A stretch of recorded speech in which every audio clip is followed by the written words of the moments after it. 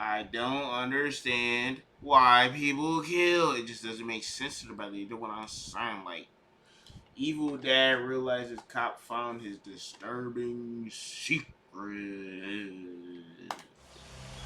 She's not back yet? You mind if we take a look in her bedroom? Has she ever disappeared before? She didn't leave without my permission. She doesn't not text me when I text her. What does she normally take with her when she leaves? Her book bag, her phone. Her phone's not in here.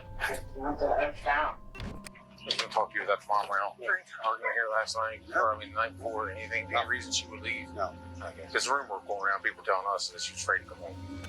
This is the moment Andy McCauley realized police were on his trail. Just hours earlier, his girlfriend's daughter, Riley Crossman, suddenly went radio silent, and police were quickly called to come and investigate. At first glance, it looked just like a messy teenager's bedroom with nothing out of the ordinary. But as the officers scoured through the clutter, unsettling details began to emerge. This was her book bag. Debbie said she wore it, but she said the kids already went through everything. Money. They would find items that a teenager might typically take if they were planning to run away, but as they begin to look even more, they start to notice blood. Blood was on her sheet, and more was found on her comforter. The cops were now certain that foul play had occurred, and something terrible happened to Riley. As they try to piece together the puzzle, police find themselves entangled in one man's web of deceptions and twisted lies, all crafted to conceal his one single disturbing secret. On May 8, 2019, dispatchers received a call from a concerned woman reporting the disappearance of her 15-year-old daughter, Riley Crossman. As officers arrive at the scene, they come into contact with the caller, Chantel Oakley, and her boyfriend, Andy McCauley. What's going on, man? Haven't seen you in a long time. It's been a while. Any word? You mind if we take a look in her bedroom? Has she ever disappeared before? She didn't leave without my permission. She doesn't not text me when I text her. This is the only mirror we have like this, so I came in yesterday morning, and I don't remember that being there. And especially her glasses, because this is not exactly the way it was. I've been in here digging and looking to see if there was a note or anything like that. According to Riley's mother, this was unlike her, and she wasn't one to run off without telling anyone. A quick search of her room revealed that her belongings were untouched, except her bed, which was covered in bloodstains. This was highly suspicious, so officers quickly took a sample and sent it off for DNA testing. But for now, officers need to gather as much information as possible from people who last saw Riley, so they decide to question Andy about his whereabouts that day. I was gonna talk to you that tomorrow morning. Argument here last night, or the night before, anything, any reason she would leave? No. Okay. There's a rumor going around, people telling us that she was afraid to come home. I don't know if that's, I mean, you know how people go sometimes, but That was nothing like that. okay. So, She wouldn't have to be here. I mean, they're right. They ain't like that. They're never like that. this is nothing. Her mom wasn't even home. Right. She's at work. No, you. They said that she got an argument No, with you and, no. and didn't want to come home. No. So, I don't know. She was her you can ask your grandma. She was here doing dishes and everything. Her grandma was here till 7:30. Okay.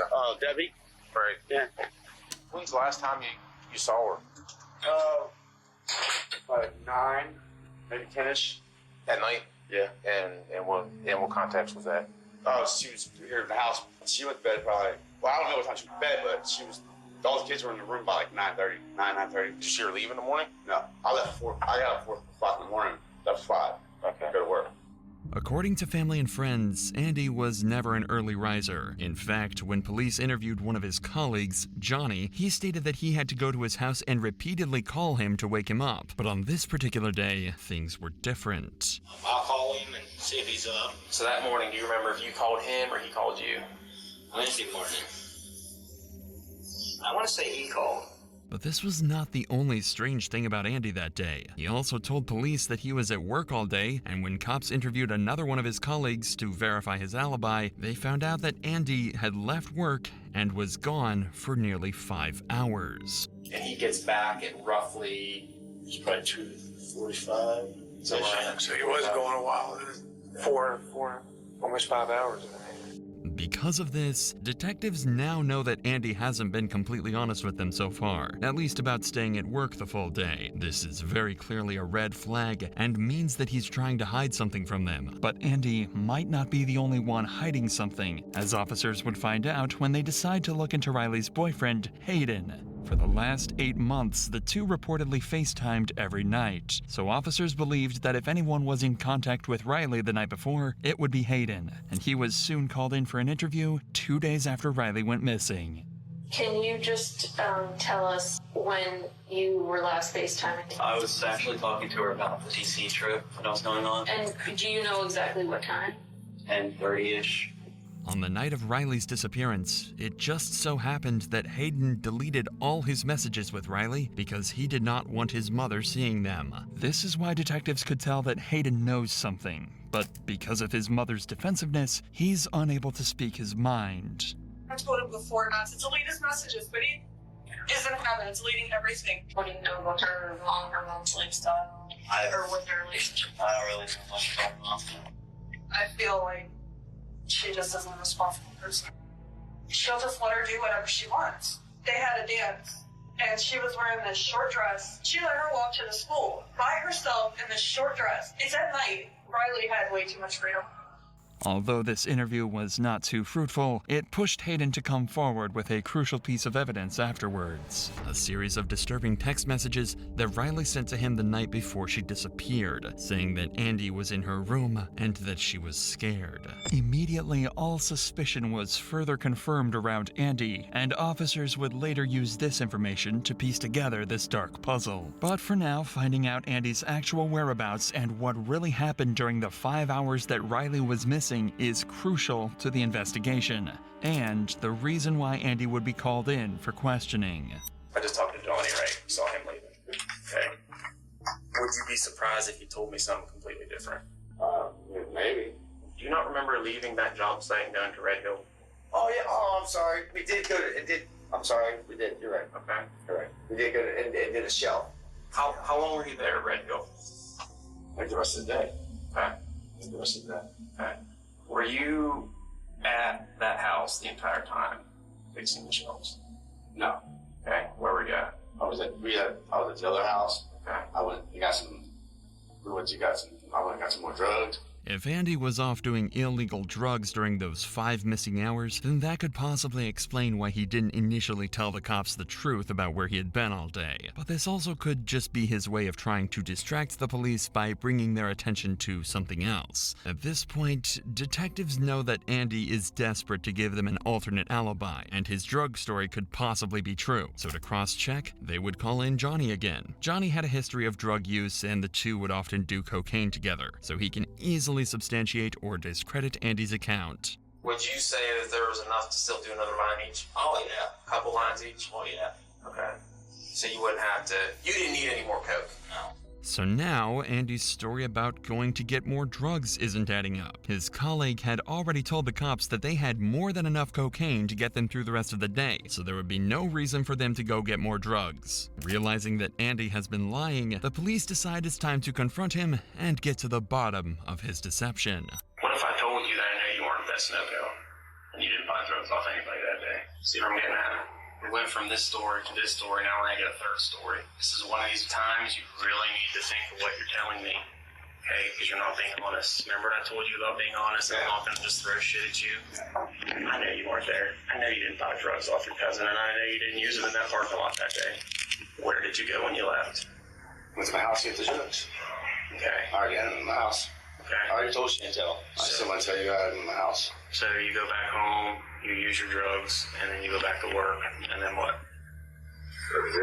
Considering the discrepancies in each version of the story he tells officers, there is more than enough reason for officers to not trust Andy, like they would express. I'm just telling you the whole part about you being honest. I'm being honest with you. I've been honest with you. I told you shit that I didn't even want to tell you.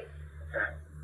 You're being somewhat honest. I mean, we're doing some polling to get some information about some drug activity, which is us. I don't even give 2 shits about. But yet we're having trouble pulling that out of you. Because I was worried about the names out there. Okay, and I told you I don't care about that. I didn't say that. You told us about the drug activity, 2 nights ago? I did. Did I arrest you for it? Your names or anything? The main reason for detectives pressuring Andy like this is because a record of his movements is crucial for this investigation. Usually law enforcement can just track a suspect's movements using their phone, but in Andy's case, he had supposedly left it at home the day that Riley went missing. Knowing that the more leniency detectives show to Andy, the bolder he would become in giving shady alibis, detectives decide to ramp up the intensity of the conversation, even more to make Andy nervous and slip up about his real whereabouts. The further along this is, whatever happens, and whoever did this to her, the worse off it gets for that person too. Yes, hope so. She was probably taken out of that house by somebody. Yeah, I feel something that she was taken that way. I feel because she'd be on by now. She wouldn't leave her mom. She was taken from that house, is what I'm saying. She didn't wander off. She didn't pack a bag and take her clothes, take her glasses, take a cell phone charger, take all of her money. She had most of her money. Someone's gonna go. No, her money was still in the book bag. Yeah. Yeah. So like I said, if someone's going to run away or do something, they're going to make a little bit better effort. Even for a 15-year-old. I agree. For a 15-year-old kid, they're going to at least have the necessities. Even after explicitly stating the absurdity of the situation, Andy seems as calm as ever and won't crack about where he really was. But even in this situation, detectives have one piece of evidence that would cause the pressure to mount on Andy: the texts that Hayden had showed them. Once confronted with these, Andy's behavior changes immediately. What if I told you her last text to her boyfriend were saying, don't talk, because she still has the FaceTime on? Andy's in here. I'm afraid. That's what it said. What if I told you that? I would say that's crazy. I can put my hand on the Bible and tell you I saw those texts today. Well, I like to see him because I know probably he is scared of me. I know she is. Not only that, she said you were in here and she was in her bedroom because the FaceTime was still on. I was never in her room. That's not what she's saying. I don't go in her room. Andy, I'm not. I would not be surprised, bro, if you know what I'm saying, he did something to her before he, you know what I'm saying? Crazy, bro. I'm lying to you. I'll be honest, this boils down to the parents, bro, to the mom. That's why you can't just have anybody around your kid, dog. Like, why are we doing, like, crazy, man. Yeah. I was not in a room, for one. And for two, the kid's not scared of me. There's no reason for her to be scared of me. I've been there in her life for a year and a half. Taking care of her, giving her everything she needs. But what we're saying, like, I get that, I hear you, but what we're saying is that's what she's saying. So obviously to her, she's afraid of something. The walls are closing in on Andy quickly, and he's no longer able to keep up with his lies. He can't think of any possible reason why Riley would be afraid of him, or any explanation for why she would have sent her boyfriend those texts. There's no way. There's no way you can ask your mother. Her mother will tell you that it's not true. There's no way. I'm telling you, I read that with my own eyes today. I don't know. I know. So you see where that puts us. Yeah, I understand, but the kid's not scared of me. I don't understand how you guys can say that. Despite the damning physical evidence, Andy continues to insist that there was no reason that Riley would have been afraid of him. Perhaps he thinks that if he denies this enough times, the cops will simply move on. That she's not. That's your grandmother. That's what she is saying. She's saying that's why we're saying that. We don't know what goes on behind closed doors when, you and Chantel are there, or Chantel and Riley are there, or we don't know, okay? But obviously in her mind, she's afraid of you. Would you agree it doesn't make sense? It doesn't make sense at all. So does she have any reason to say that? No. Then why would she say that? Oh, no. At this point, the cops have given Andy an opportunity to come up with any sort of explanation at all, or even a lie. This would have been his chance to point towards something that may have happened in the past, even as simple as a disagreement between the two of them, as a possible reason Riley would have written these things. But Andy is not taking the bait. Is she vindictful toward you? Does she hate you? No. She don't hate me. She loves me. That's what I'm asking you. I don't know that. Does she argue with you? No, ever. We have She never cuss at you, curse you out, nothing. Never, nothing. In a year and a half, nothing. Okay, so it sounds like to me she does love you so heartedly. Yeah. Like, put this into perspective, bro. You knew a dude for a year and a half, and you're comfortable having him around your kid, bro. Like, come on, bro. We got, like, alone, though. Like, yeah, I get it when you're in the room, yeah, whoop-de-doo. But alone with another grown man that you only knew for a year and a half, Bro, parents gotta do better, bro. Like, honestly, that's ridiculous. Okay, so why would she say that? I don't know. A year and a half, we have not had one conflict. Okay. Me and the boy, yeah, we have. Okay, but there's never been anything, like you said, a year and a half or the last several weeks, several months, several days, nothing that's you're like, oh yeah, I forgot about that one time she wanted this and I told her no. Maybe she got mad and she's Nothing. With all else failing, Andy would attempt to try and convince the cops that he shares the same sentiments as them. But you see where that puts us, right? Yeah, I understand. I understand what you guys are. I'm not mad that you guys are doing your job. I mean, that's the last message he has from her. I'm not mad that you guys are doing your job. I think you should do your job, but there's nothing I can think of. He wants to do her job. That's what we're doing. I'm asking you to do your job. I'm not mad. You guys don't.